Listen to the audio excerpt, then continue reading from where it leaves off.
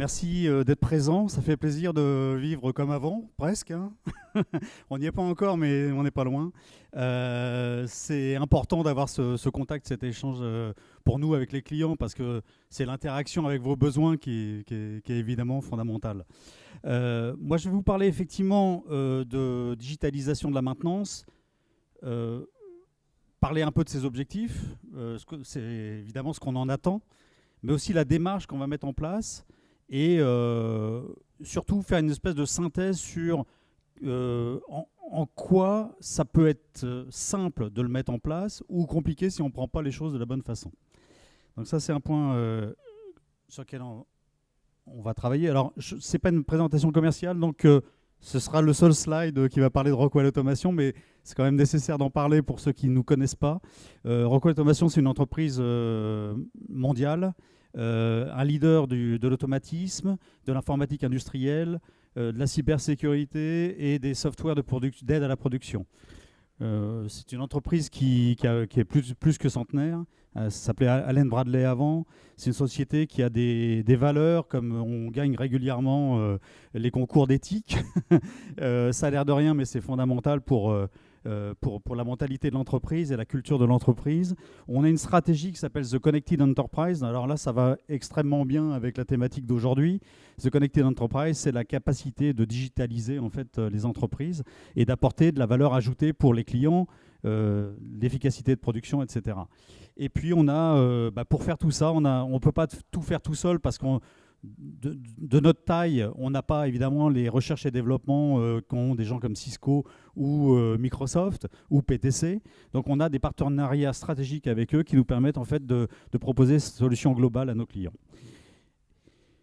On est présent partout dans le monde et connu mondialement.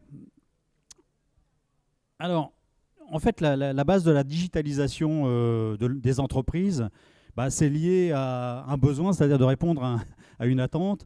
L'évolution des marchés. Les marchés sont très fluctuants. On voit bien qu'on passe de crise en crise avec des capacités, nécessités d'adaptation permanente. Donc ça, c'est vraiment un point, je dirais, initial qui permet de réfléchir à comment on va faire pour s'adapter aux changements multiples. Avant, une unité de production, elle produisait pendant 20 ans et puis tout le monde était content comme ça. Maintenant, aujourd'hui, tous les 5 ans, il faut changer de format, il faut changer de type de production. Donc on est vraiment dans une évolution. L'évolution de l'offre technologique aussi. Internet a apporté finalement un champ d'exploration énorme avec énormément de possibilités qui crée aussi des besoins et donc des développements technologiques. Et contrairement à ce qu'on peut penser, ça génère une offre technologique de plus en plus complexe et de plus en plus complète aussi, hein, qui couvre l'ensemble des secteurs du marché industriel. On y reviendra. Dans les entreprises, il y a des nouveaux modèles d'organisation. Je pense que la pandémie nous a montré que on pouvait faire du télétravail et être aussi productif, avoir une approche différente de la façon de travailler.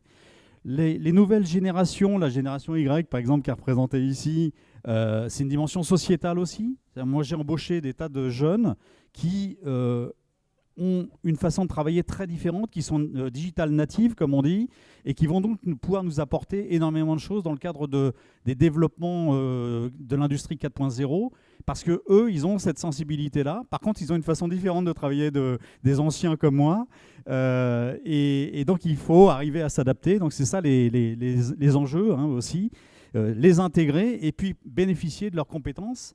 Et puis évidemment la notion d'environnement et d'écosystème, la notion parfois de circuits courts, de choses comme ça. Dans un monde globalisé, connecté sur Internet, c'est des choses qu'il va falloir gérer.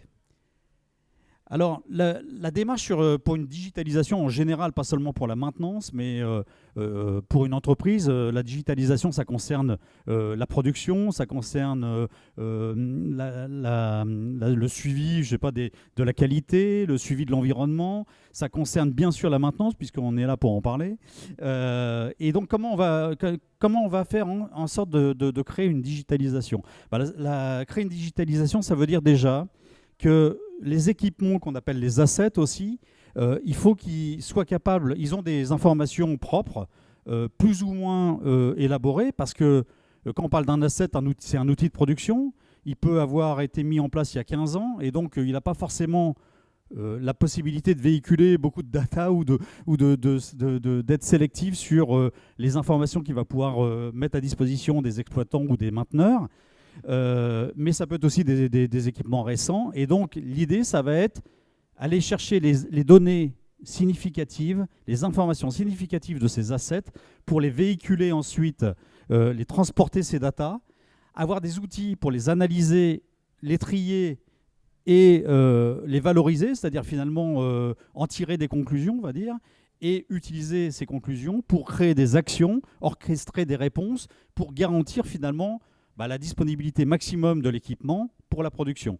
Donc c'est vraiment ça la démarche de digitalisation, mais à l'origine, le principe, c'est quand même... pardon, ça n'a pas bien marché. Ce que je voulais faire, c'était ça. Et ça ne marche pas. Bon, c'est pas grave. C'était connecter les assets, être capable de récupérer les informations. Donc ça, c'est quand même déjà un challenge. C'est une des étapes fondamentales, aller chercher l'information et la bonne information, la trier et l'exploiter pour prendre des actions derrière. Alors là, c'est assez intéressant parce qu'en fait, les données, on en a en fait depuis toujours, puisque dans une démarche que je dirais descriptive, l'exploitant notait sur un cahier la production, tel lot, telle quantité, produite de telle heure à telle heure, etc. Pour quelqu'un de maintenance, c'était j'ai démonté la vanne, je l'ai nettoyé, je l'ai échangé, etc. J'ai connecté mon capteur, je l'ai étalonné, ce genre de choses qui étaient décrites dans des opérations de maintenance très traditionnelles. En fait, quand vous avez une défaillance et que vous êtes en mode descriptif, en fait, c'est qu'est-ce qui se passe, vous consignez ce qui se passe. Alors, j'ai fait une analogie, là, par exemple, avec notre voiture, parce que ça parle à tout le monde. Notre voiture, je dirais, si on prend les voitures d'il y a quelques années, on avait un voyant alarme moteur, et on ne savait pas ce que c'était, mais qu'est-ce qui se passe ? J'ai une alarme. Donc déjà, c'est une information, mais on ne sait pas trop l'exploiter. Quand on approche une analyse un peu plus évoluée, c'est une approche diagnostique. Alors maintenant, on connaît ça, évidemment, on va prendre en compte un certain nombre d'informations, et puis on dit pourquoi c'est arrivé, pourquoi l'installation est tombée en panne. Donc là, on va prendre en compte les datas, les informations, l'ensemble des informations collectées auprès des exploitants, auprès des gens de maintenance de premier niveau, par exemple. Et puis, on va dire, mais pourquoi c'est arrivé ? Et alors, si on fait l'analogie avec la voiture, c'est en gros, le niveau de carburant est bas. Donc, il y a une alarme qui crée en fait un risque au niveau de la voiture de s'arrêter. Et pourquoi ? Que s'est-il passé ? En fait, le niveau de carburant est bas. Donc, on a déjà un peu plus d'informations. On évolue vers du prévisionnel, c'est-à-dire que là, on est déjà dans une analyse un peu plus poussée ou avancée. On se projette sur le futur. Qu'est-ce qui va arriver ? Donc là, on est déjà si on ramène à la maintenance, c'est de la maintenance préventive où on va faire du prévisionnel. Ramener à l'analogie de la voiture, qu'est-ce qui va arriver ? Donc le moteur va s'arrêter parce qu'il y a un manque de carburant dans 40 km. Donc ça, c'est ce qu'on a aujourd'hui dans nos voitures, c'est clair. Et si on pousse le schéma, et donc le principe de la digitalisation, c'est quand même d'aller vers ce genre d'approche, et c'est le prescriptif. Qu'est-ce qui va arriver, mais que dois-je faire pour éviter que ça arrive ? Là, vous prenez le GPS, connecté à votre système d'information de la voiture, qui va dire « j'ai plus que 40 km d'autonomie, sinon ça va s'arrêter ». Le GPS prend le relais en disant « je t'emmène à la prochaine station qui est ouverte ». Donc là, c'est le GPS connecté aussi. Donc on en est là, quoi. C'est vraiment ça, l'objectif de la digitalisation. Et ça sert à quoi ? Ça sert à vraiment anticiper au maximum et de prévenir les pannes, éviter les arrêts intempestifs de production et, au contraire, réfléchir l'arrêt de production sur un arrêt programmé. Et donc, augmenter la capacité de production de l'installation. Alors, la digitalisation, il ne faut pas croire que ça concerne que la maintenance ou la production uniquement, ça concerne l'ensemble des services, y compris les services d'ingénierie. Est-ce que ça marche pas sur l'écran, mais ça marche à côté, en fait. C'est pas grave. les services d'ingénierie, quand vous créez une nouvelle installation, une nouvelle ligne de production, vous mettez en place une nouvelle machine, vous envisagez une nouvelle machine, en fait, dès la conception, il va falloir raisonner digital. Raisonner digital, ça veut dire être capable de mettre des équipements, et généralement c'est des équipements d'automatisme quand on est sur les équipements de terrain, de premier niveau. Les équipements d'automatisme vont être non seulement vont faire leur boulot d'automate, mais aussi vont être capables de véhiculer des données, de communiquer avec l'ensemble des autres équipements à travers l'informatique industrielle pour aller vers l'informatique de gestion ou le contraire. Et donc on va concevoir l'installation de cette façon-là. Donc c'est vraiment important à ce stade-là. D'un autre côté, en termes d'ingénierie, si vous avez une installation qui est limite obsolète, mais que vous n'avez pas forcément les CAPEX pour remplacer ces automatismes, on va dire, anciens, et qu'il n'y a pas vraiment la possibilité de communiquer, il va falloir réfléchir à des moyens d'équiper cet asset pour véhiculer de l'information. Donc ça fait partie aussi des stades d'engineering des entreprises. Je connais des grosses entreprises dans le domaine du pneu, par exemple, qui aujourd'hui disent, sur certains sites, on a le salon de l'automatisme. Donc à chaque fois, en fait, les systèmes communiquent différemment, les systèmes sont plus ou moins obsolètes, etc. Rockwell, trouvez-moi une solution pour interconnecter tout ça et remonter de l'information en vue de la digitalisation. Donc c'est ça le sujet. C'est un des sujets majeurs, hein, évidemment. Et puis, bien sûr, l'idée de la digitalisation, c'est d'être capable de surveiller les consommables, d'être capable d'avoir une approche sur la performance des assets. Donc là, on n'est plus sur l'aspect production. Après, côté finance, évidemment, l'objectif, c'est d'optimiser la production, de la rendre la plus souple possible. Ça, c'est un sujet important aussi en termes de production. C'est de créer les possibilités de souplesse au niveau de la production et que l'ensemble des éléments puissent être associés à, par exemple, la gestion des matières premières, l'environnement, etc. Les moyens énergétiques et autres. Et puis, enfin, la notion de service. Aujourd'hui, les entreprises ont pu décider d'avoir des gourous de l'automatisme, le gars qui est l'expert absolu, qui va gérer quand ce sera nécessaire les 20% de panne qui arrivent une fois tous les 2 ans. L'idée, c'est de faire en sorte que les forces de maintenance aient la compétence pour gérer 80% des sujets, des bugs, des cas de figure particuliers, des modifs à apporter, mais que les 20% soient éventuellement gérés par des experts, mais qui ne sont pas forcément dans l'entreprise. Parce qu'un expert dans l'entreprise, ça coûte une fortune pour finalement une utilisation, même pour cet expert qui est limité, et donc il doit un peu s'ennuyer de temps en temps. Donc l'idée, c'est de plus en plus d'avoir des experts, mais qui sont en remote, à l'extérieur, mais qui sont disponibles au moment où il y a un problème. Voire dans l'approche prescriptive, les sociétés de services extérieurs, comme Rockwell Automation, vont détecter qu'il y a un problème, informer le client.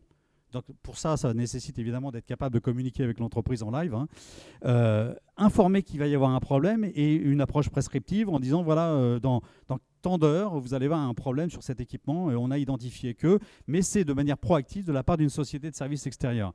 Alors pour ça, on va y revenir. Ça veut dire en termes d'infrastructure, mettre en place les bonnes infrastructures pour pouvoir communiquer déjà à l'extérieur dans un contexte de cybersécurité.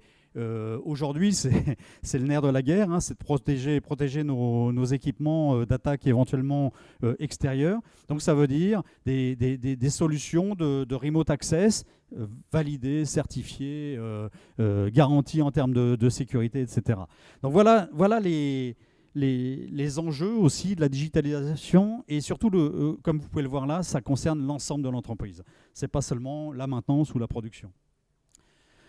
L'objectif, parce qu'il faut bien se concentrer sur les objectifs, c'est la mise sur le marché plus rapide, par exemple d'un nouveau produit. On a vu la flexibilité, le changement des marchés, etc. Le coût de possession plus bas, l'amélioration de l'utilisation des assets. On voit qu'en mettant de la digitalisation, on va pouvoir dire cet équipement-là est disponible, je vais finalement envoyer ma production sur cet équipement-là de manière automatique. On aura automatiquement identifié qu'il a les capacités de production du produit, du lot concerné, etc. Et puis, le management des risques, j'en ai parlé rapidement. En dessous, si on regarde la partie maintenance, les challenges liés à la digitalisation, c'est par exemple les écarts de compétences, monter les gens en puissance. Mais la question, c'est est-ce qu'on va faire des formations de nos personnels de manière traditionnelle? On les envoie pendant une semaine chez Rockwell Automation pour avoir l'expertise sur le Logix de A à Z, ou est-ce qu'on va lui mettre à disposition des modules de e-learning, par exemple, qui vont lui permettre de se maintenir au niveau en fonction de ce dont il a besoin et en temps voulu partager au moment où il en a besoin, au moment où il est disponible, et éventuellement, dans le cas d'une nouvelle installation, finalement renforcer ses compétences juste sur ce dont il a besoin, pas forcément sur l'ensemble du scope de la technologie. Donc c'est ça aussi la gestion des écarts de compétences. Et aujourd'hui, c'est presque modulaire, et pour ça, il faut aussi de la digitalisation, parce que le e-learning, c'est évidemment de la digitalisation. Le vieillissement des assets va créer des temps d'arrêt non programmés plus fréquents. Donc c'est là qu'il va falloir être capable de digitaliser pour anticiper ces arrêts, et puis également voir pour les évolutions de cette installation. Mais la première base, c'est l'interconnexion avec les systèmes existants. Efficacité opérationnelle, les risques environnementaux, on a déjà parlé, les conformités réglementaires également, c'est des challenges de la maintenance, ça. Les cyberattaques, j'en ai parlé très rapidement tout à l'heure. Et puis, un des enjeux de la digitalisation, c'est la convergence IT-OT. L'informatique industrielle associée à l'informatique de gestion, souvent, c'est des précarés je veux dire naturels qui se sont créés au fil du temps. Sauf que si on veut faire de la digitalisation, il va falloir que tout ça, ça communique et que les gens se communiquent aussi et soient dans le même projet. C'est-à-dire considèrent que quelque part, ça va leur apporter de la souplesse, tout en gardant les prérogatives de chacun. En informatique de gestion, si vous patchez au bout d'une heure, ou 2 jours, ou 3 jours, c'est pas grave. Si vous voulez patcher de la même façon un système d'informatique industrielle, vous pouvez avoir des gros problèmes quand l'unité est en production. Donc c'est pour ça qu'il va falloir que ce soit un projet d'entreprise. La maintenance connectée, donc je reviens un peu au schéma de tout à l'heure, entre le descriptif, diagnostic, prévisionnel et prescriptif. En fait, si on regarde les 3 niveaux de l'entreprise, le niveau dispositif, là c'est les équipements de terrain, c'est les assets. On est, est-ce que ça fonctionne bien, pourquoi ai-je eu une panne? Donc ça, là, on est déjà dans de l'analyse. Je prévois que je vais tomber en panne dans tant d'heures, et quelles sont les actions à prendre en compte pour éviter de tomber en panne dans tant d'heures. Donc ça, c'est vraiment le niveau terrain. Donc il va falloir être capable de gérer ça aussi en digitalisation. Connecter avec les services de maintenance, connecter avec les outils de GMAO. Donc tout ça, c'est vraiment quelque chose qui fait partie d'un projet structuré. Ça ne se fait pas au petit bonheur la chance. On peut bien sûr faire un proof of concept, mais à la fin, c'est quand même un projet global. La ligne, au niveau du système, la ligne fonctionne-t-elle bien? Pourquoi on a une mauvaise qualité sur la ligne? Je prévois que la qualité de la ligne 1 va diminuer. Et puis, qu'est-ce que je peux faire pour éviter une mauvaise qualité? Et au niveau de l'entreprise, c'est pareil. Quelle usine est la plus performante? Vous avez 2 lignes de production identiques dans 2 pays différents. Les entreprises mondiales, aujourd'hui, elles font ça. Elles font du benchmarking, unité par unité. Et puis, quand on voit des sites qui ferment, c'est souvent aussi parce qu'on n'est pas assez performant. Et la digitalisation permet justement, contrairement à ce qu'on pense, de créer de la performance. Et ce n'est pas contre l'homme, parce que généralement, les ressources ne sont pas diminuées pour autant. On les affecte à des tâches beaucoup plus nobles et avec de la valeur ajoutée. Et c'est vrai pour la maintenance aussi. C'est-à-dire quand on fait du curatif traditionnel, et quand on fait de la maintenance avancée, c'est quand même plus intéressant et enthousiasmant à titre personnel. Pourquoi le site A est en dessous des prévisions? Je prévois que le site A va être au plan dans 1 mois. Quelle action pour éviter que le site A soit pas, ait des problèmes de production, etc., soit en dessous du plan? point également essentiel qui permet de justifier généralement aux managers pourquoi il faut mettre en place une digitalisation et pourquoi il faut prendre en compte la notion d'organisation dans l'entreprise, y compris la maintenance, c'est le temps passé pour résoudre un problème. Le temps passé pour résoudre un problème, la première étape, c'est de déterminer si le problème est réel. Ça va assez vite, c'est 8% du temps. Diagnostiquer le problème, ouais, ça aussi, 21%, ça reste, on va dire, raisonnable. Mais ce qui n'est pas raisonnable, c'est de trouver les ressources pour résoudre le problème. Alors c'est vrai en pleine nuit, c'est vrai avec le fameux gourou dont on parlait tout à l'heure, c'est-à-dire finalement, quand ça dépasse le niveau de compétence de la personne la plus capée de l'entreprise, il va falloir trouver les informations à l'extérieur, souvent auprès des constructeurs, qui vont peut-être dire qu'il fallait mettre en place un patch, etc., enfin ce genre de choses, ou mettre à niveau l'équipement. Tout ça, ça prend du temps, 47% du temps pour de la résolution de panne. Donc là, on est quand même dans une situation mondiale où généralement la maintenance passe 40%, c'est en moyenne hein, bien sûr, 40% de son temps en réactif plutôt qu'en prédictif, quoi. Je veux dire, idéalement, ou en préventif. Idéalement, c'est 15%, ce serait 15%. Donc là, on a aussi une idée en termes d'évolution de la maintenance. Là, on est dans le cadre des meilleurs de la classe. Hein. C'est 20% des usines au plan mondial. Idéalement, on est dans ce cas-là. Les temps d'arrêt non programmés, c'est que 3,5% du temps de production, hein, évidemment, du temps disponible de production. Le rendement, 89%. Les coûts de maintenance diminuent de 13%. Et puis, le retour sur investissement, la rentabilité des actifs est de 24%. Bon, je ne vais pas rentrer dans le détail là-dedans, ça n'a pas d'importance. Ce qui est important, c'est les ordres de grandeur. C'est voir ce vers quoi on peut aller. Et n'oublions pas que nos sociétés occidentales, elles sont challengées par rapport à des pays en voie de développement qui, eux, ont des coûts de main-d'œuvre assez bas. Donc c'est grâce à ce genre de choses qu'on va maintenir nos emplois. Donc ça, c'est quand même un point à prendre en ligne à prendre en compte pour engager sa direction à mettre un projet de digitalisation pour la maintenance.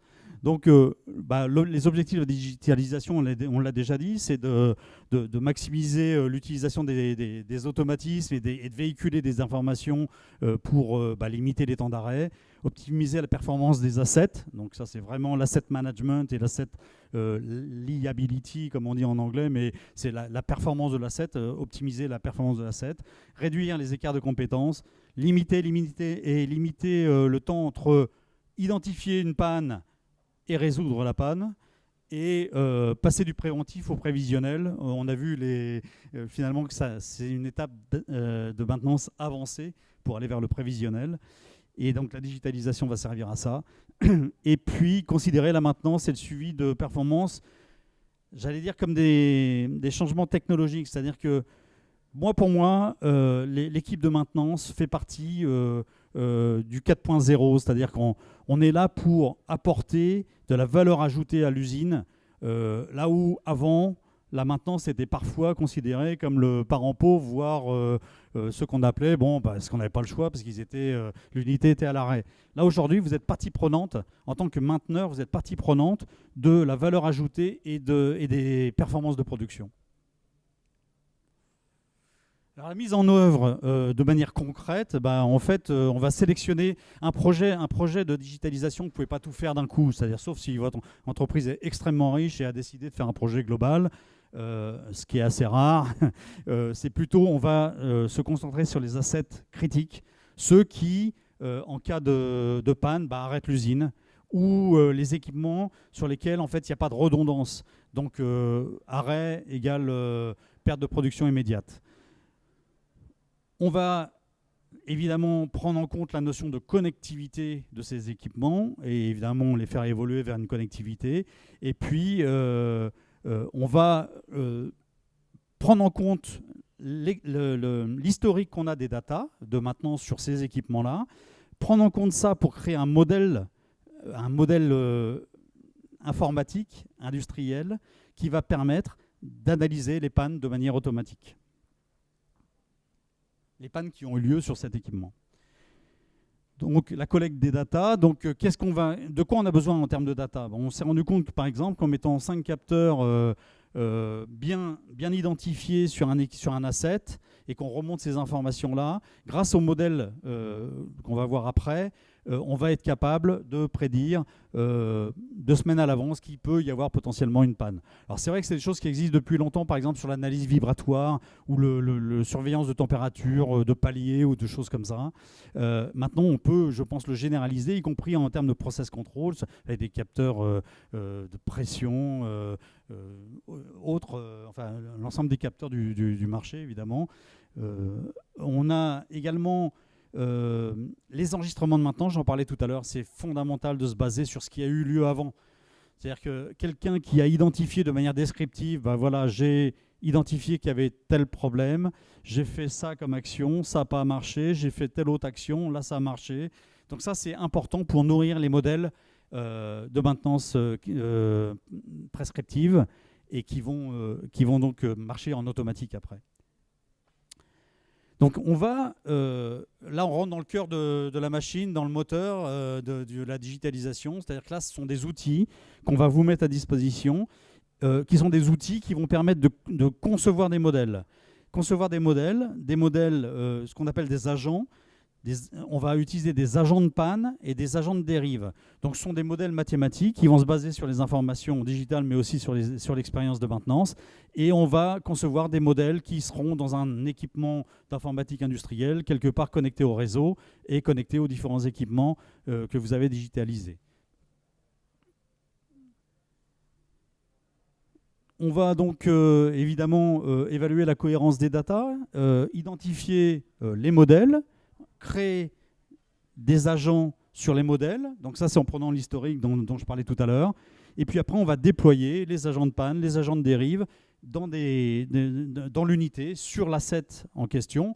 Alors ça peut être, évidemment, si vous êtes interconnecté en réseau sur l'ensemble de vos équipements, quel que soit l'endroit où vous mettez votre système d'informatique industrielle qui contient les agents, il pourra se connecter évidemment à distance sur l'ensemble des équipements.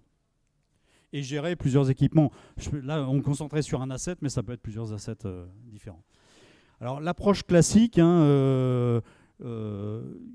y a des mesures, il y a une alarme, un défaut de température, un défaut de pression. On demande à la maintenance, avec un ordre de travail, d'aller corriger, d'aller identifier, puis corriger le défaut. Ça, c'est avant la digitalisation.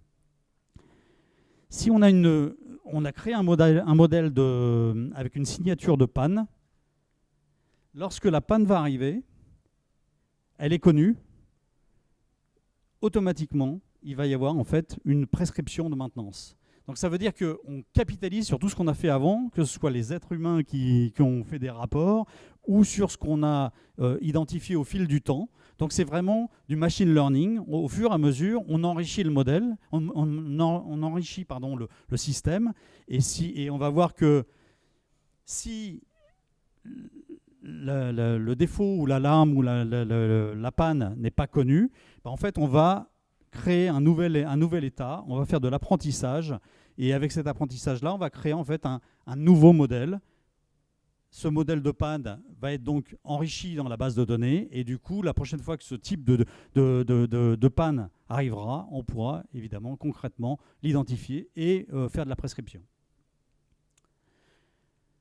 Exemple concret, là on a un exemple sur une unité de production où on a en fait un système qu'on appelle Magnimotion chez nous. C'est un système de cartes magnétiques qui se déplace et qui emmène soit des flacons, soit des bidons, etc.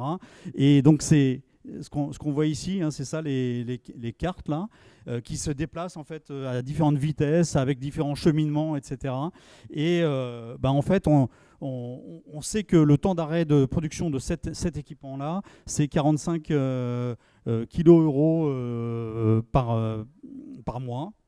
Et donc, il est important de surveiller que cet équipement, qui est un équipement central unique, une sorte de carrousel pour l'usine, au niveau de la partie remplissage et la partie, j'allais dire, packaging, c'est fondamental. Donc c'est vraiment typiquement l'asset critique à surveiller. extrêmement productif, mais quand il s'arrête, s'arrête l'usine. Donc on a, nous, avec nos systèmes, on a des interfaces de ce type-là, où on va avoir un certain nombre d'icônes. Une des icônes, c'est une icône de type supervision, on va dire, supervision de la ligne de production. On voit que le mixeur 2 est à l'arrêt. Et on voit surtout que ici, au niveau du filler de la ligne 1, on a une alerte jaune qui apparaît. Cette alerte-là, en fait, quand on zoome dessus, donc c'est avec les systèmes de digitalisation qui ont été mis en place, en fait, on nous dit que dans 4,7 jours, le support 12 va être défaillant. Donc ça, c'est fondamental d'avoir cette information-là. 4,7 jours, on a encore le temps de réagir.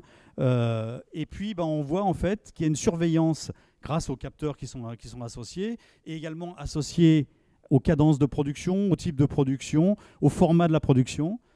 Et en fait, on va surveiller ces éléments-là qui sont des éléments cruciaux pour la maintenance. Et on sait que le carte numéro 12, pas les autres, mais le carte numéro 12 a été trop sollicité dans le passé et du coup sera à maintenir. Et là, on va pouvoir mettre en place un arrêt programmé et interconnecter évidemment avec la GMAO en lançant un work order, un ordre de travail. Et donc tout ça est complètement associé. C'est vraiment ça la digitalisation de la maintenance, c'est de passer d'une alarme à l'ordre de travail avec la prescription d'action qui est associée. Nous, on s'est renforcé récemment. On a racheté une société qui s'appelle Fix et qui propose l'ensemble du système d'association des datas entre des systèmes traditionnels de type SAP, Oracle, etc., qui sont la partie informatique des sites, et les outils de production. Vous voyez que on s'interconnecte pas seulement avec Rockwell, mais avec tout ce qui existe sur le marché. Et en fait, on a à distance, donc en interconnexion à distance. Donc là, il faut avoir un service de remote access qui est extrêmement fiable, mais on va gérer en fait tout ce suivi de production pour le client et on va l'alerter. Ça, c'est parfait pour ce genre d'outils, c'est parfait pour les petites et moyennes entreprises qui n'ont pas forcément de responsables IT, de gens qui sont hyper spécialistes de la GMAO et autres. Nous, on va pouvoir faire ça pour eux. Et donc, c'est pour ça qu'on s'est renforcé là-dedans, parce que pour nous, c'est l'avenir. L'avenir, la digitalisation de la maintenance, c'est l'avenir. Et avec la possibilité d'alerter et en avance, de faire du prédictif et du prescriptif. Alors, en conclusion, en fait, la digitalisation, la transformation digitale, en fait, appliquée à la maintenance, c'est avant tout un projet d'entreprise. Ça veut dire que si votre patron, le responsable du site, voire le responsable de la maintenance au niveau d'un groupe, ne sont pas partie prenante, no way. C'est-à-dire que vous allez tous perdre du temps parce qu'il faut vraiment, un moment ou un autre, il faudra quand même un peu investir. Donc il faut aussi mettre l'argent sur la table, mais il faut que le management comprenne pourquoi il doit mettre de l'argent. Ensuite, ce qui est important, c'est de savoir ce qu'on veut piloter. C'est-à-dire, c'est vraiment la sélection des assets, comme on l'a dit, les criticités, ce qui est le plus important. Et puis, ce n'est pas un projet plug and play. Ça veut dire qu'il va falloir mettre autour de la table un certain nombre d'interlocuteurs, des gens de production, des gens d'IT, des gens d'outils, des automaticiens, des mainteneurs, évidemment. Mais ce n'est pas insurmontable. On l'a vu dans certain nombre d'entreprises. Au début, c'est un peu dur, mais finalement, à l'arrivée, tout le monde est content parce que ça crée un projet d'entreprise également. Et la maintenance n'est plus le parent pauvre, mais au contraire, un des acteurs majeurs de la productivité. Et puis, ça dépend de vos capacités d'investissement. Faut bien fixer les attentes en termes de résultats. Et puis, il y a un élément qui est essentiel aussi, c'est de bien structurer votre réseau, vos réseaux. C'est-à-dire quand vous véhiculez de la data, alors déjà il faut sélectionner les data, pas véhiculer toutes les data. Il y a des gens qui veulent envoyer des milliards de data par an, mais ça ne sert à rien. Ce qu'il faut, c'est sélectionner les data, les véhiculer avec des systèmes interconnectés entre l'IT et l'OT, qui sont sécurisés. Et à partir de là, normalement, votre projet doit fonctionner et apporter des résultats à l'entreprise. Je vous remercie. Je ne sais pas si vous avez des questions. Très bien, merci beaucoup Olivier. Avez-vous des questions déjà sur cette présentation? Le fait que vous avez acquis une nouvelle société, Flix Platform, c'est ça? Fix, ça s'appelle. Fix, ouais, c'est Fix. ça. Fix, ça veut pour fixer les problèmes de production, quoi. Voilà. C'est ça l'idée. C'est une société à l'origine canadienne et qui maintenant entre dans le groupe Rockwell et donc a une aura globale et mondiale et supportée évidemment par l'ensemble des entités Rockwell au niveau, que ce soit en France ou en Europe ou au niveau mondial. Et donc, pour toucher un peu plus les PME, quel regard vous portez, vous, quel constat vous faites sur les PME dans justement cette digitalisation de la maintenance? Le constat, c'est que souvent, ils ne savent pas, et on serait à leur place, je pense qu'on ferait pareil, on ne sait pas par où commencer en réalité, parce que sauf à prendre de l'expertise extérieure pour vous aider à construire votre projet, c'est-à-dire que là, déjà, il va falloir fixer ses objectifs. Et pour ça, il faut avoir déjà une vision de ce qu'on veut faire en termes de production, en termes de souplesse, en termes évidemment de maintenance, en termes de structure, combien de mainteneurs j'ai aujourd'hui, quel niveau d'expertise. Donc c'est tout ça qui est assez compliqué. Et puis souvent dans les périodes d'incertitude comme ça, les gens n'embauchent pas forcément des automaticiens industriels, avec une compétence software ou digitale. Et donc, quelque part, nous, on est là aussi pour leur apporter les outils, tout fait, qui fonctionnent. Fix sert 5000 clients dans le monde entier, en remote. C'est-à-dire, on n'est pas sur les sites industriels. C'est que en connexion à distance. Ça se passe sous forme de contrat. Donc, vous n'êtes pas obligé d'investir dans Fix et puis une somme délirante dès le premier jour. Pour une PME, c'est important. L'important, c'est une souscription. Donc, vous payez une souscription. Et puis, si vous n'êtes pas content des services, vous arrêtez la souscription. Donc, c'est vraiment l'évolution aussi. D'ailleurs, c'est associé à la digitalisation. On voit qu'aujourd'hui, on paye un droit d'usage en réalité d'un service. Et si le service ne vous plaît pas, ou si le service commence à être dépassé, parce que c'est ça aussi le problème de la digitalisation, du numérique, c'est que tout va à une vitesse folle, vous n'êtes pas verrouillé comme vous aviez dans le passé. Quand vous preniez un automate il y a 20 ans, vous étiez coincé, quoi. Vous étiez obligé de prendre cette marque-là parce que vous avez formé, il y a un capital financier énorme. Là, maintenant, avec ces approches de souscription, on vous apporte un savoir-faire, une expertise de maintenance, des outils, et qu'on vous met à disposition. Et souvent, c'est à géométrie variable. Si vous avez déjà une GMAO, on ne va pas vous mettre à disposition un système de GMAO, ça ne sert à rien. Par contre, si vous avez des interconnexions SAP, Oracle et autres, en fait, peut-être que vous allez être intéressé par le fait de connecter à ces équipements-là. Et nous, on a ce savoir-faire. Et pareil, si vous avez autant de Rockwell que de Omron, je ne sais pas, en fait, vous allez peut-être vous dire aidez-nous à connecter avec les Omron. Donc ça, on le fera. Ok. Des questions? Oui. Ça sera après. Bonjour. Sur la partie prescription, est-ce que vous avez déjà fait des exemples, par exemple, en utilisant la réalité mixte ou la réalité augmentée pour les intervenants de maintenance? Alors c'est une très excellente question parce que c'est aussi un enjeu de maintenance. Je ne l'ai pas mis là parce qu'on a un timing qui est assez serré et donc c'est pas toujours facile de montrer l'ensemble des solutions attendues par les services de maintenance. Mais je reviens vers ce que vous disiez à l'instant. On a on a pris clairement des parts de marché dans PTC. PTC, je ne sais pas si vous connaissez PTC, c'est Vuforia. Vuforia, c'est la réalité augmentée. Et on associe effectivement les démarches de maintenance avec la digitalisation, avec Vuforia, dans nos propositions à nos clients, pour les aider justement, en particulier pour faire en sorte que des gens de maintenance de premier niveau qui n'ont pas forcément toute l'expertise puissent quand même dépanner en pleine nuit à 3 h du matin grâce à ces modèles de réalité augmentée. Oui, absolument. Okay. Ouais. Merci. Mais oui, c'est un outil extrêmement puissant. En particulier parce qu'il peut y avoir, et on parlait de la génération Y, ils ont il y a plus de turnover avec la génération Y. Donc quand vous avez formé quelqu'un sur un outil de production, en maintenance de premier niveau ou en suivi de production, et c'est pas seulement que pour la maintenance, c'est aussi pour le suivi de production, en fait l'opérateur il peut changer de boîte plus rapidement que nous on le faisait dans le passé. Et là, si vous n'avez pas ce genre d'outil, vous êtes obligé de recommencer à zéro. Donc c'est un peu le mythe de Sisyphe, hein. La pierre retombe. Là, avec ce genre d'outil, même quelqu'un qui n'est pas formé va pouvoir développer. Oui, bonjour. Vous avez mentionné PTC. Donc déjà, merci pour la présentation. C'est vrai que je pense qu'il y a beaucoup de challenges là-dedans que beaucoup d'entreprises rencontrent. Et sinon, au sujet des PTC, vous avez parlé de Fix. C'est aussi vous passez à Fix maintenant parce que j'ai vu que vous avez des solutions PTC pour faire la même chose, non ? Oui, alors on associe. C'est-à-dire que PTC, par exemple, on va utiliser Synworks, qui est un outil de PTC pour la digitalisation, où on va associer un certain nombre.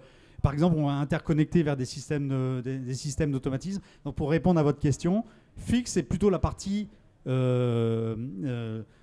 gestion identification à partir du moment où on a l'information, enclenchement de l'ordre de travail, de la prescription, ce genre de choses. Donc c'est des outils qui sont en aval, j'allais dire, fixes, et interconnexion avec les systèmes de l'entreprise.